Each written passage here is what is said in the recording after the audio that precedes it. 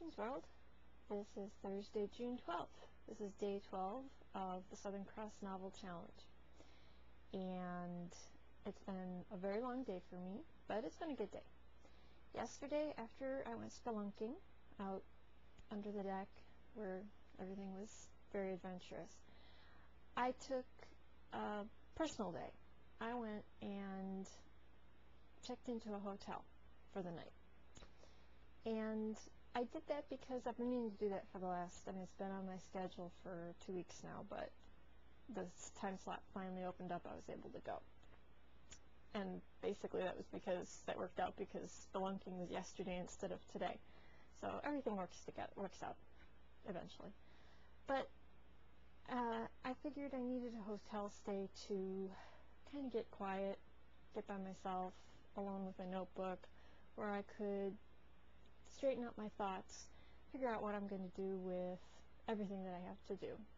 Kind of organize my business thoughts and my writing thoughts and my art thoughts and all my creative thoughts. Some of my blog thoughts. I got to do more blog thoughts. And my website thoughts. And my family thoughts.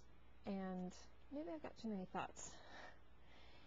Well, that's kind of ironic because one thing that I've been receiving unexpectedly but very happily during this Southern Cross Novel Challenge is newsletters of encouragement from www.kiwiwriters.org.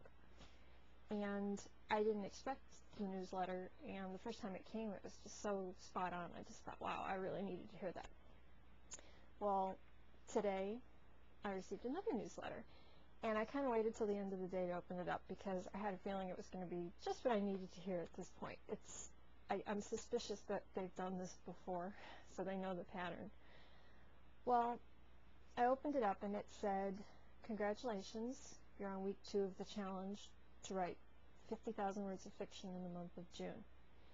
And it said, give yourself credit because you've achieved this goal so far.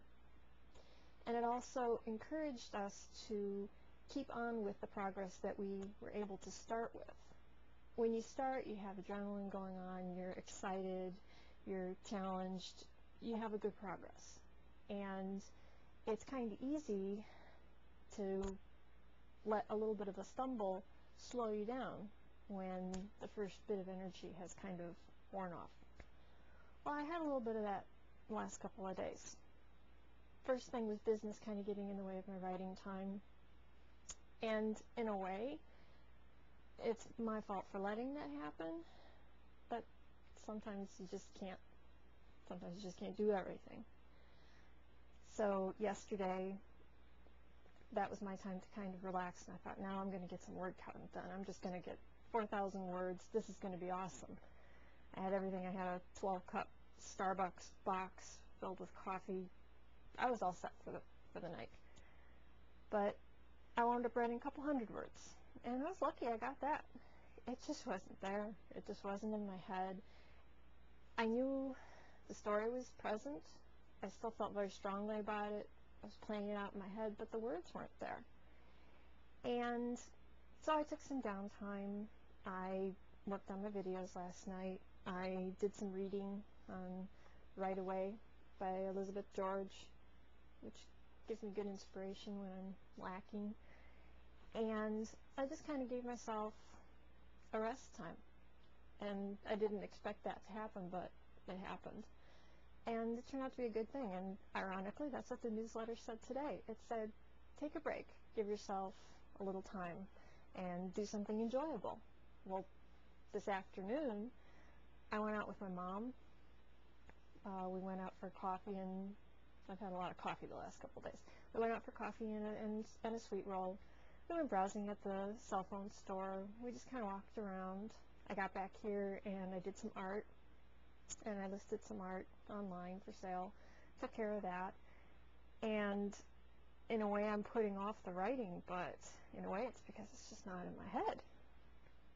And that's exactly what the newsletter said. It said you have to realize that you need a little bit of a break, but then start writing again because you want to keep up the progress that you've made before. Well, I've had a busy couple of days. this morning I discovered that my blog has been pirated. Somebody's been stealing my content off my blog and posting it on their blog. So I also was dealing with that today. That's not fun.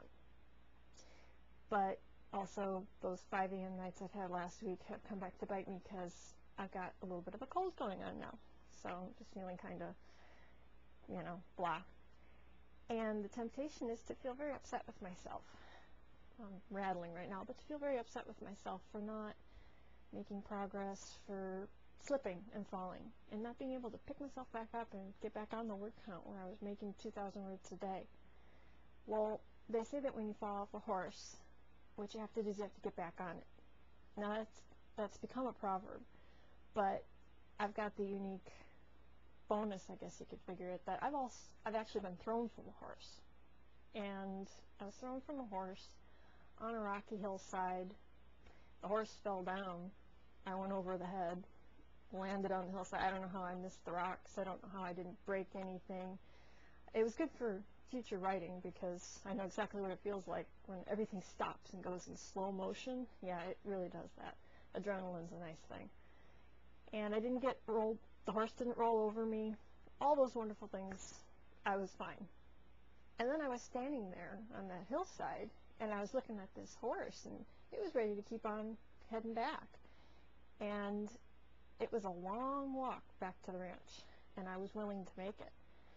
I just stood there, and I could not physically make myself get on that horse. I was terrified.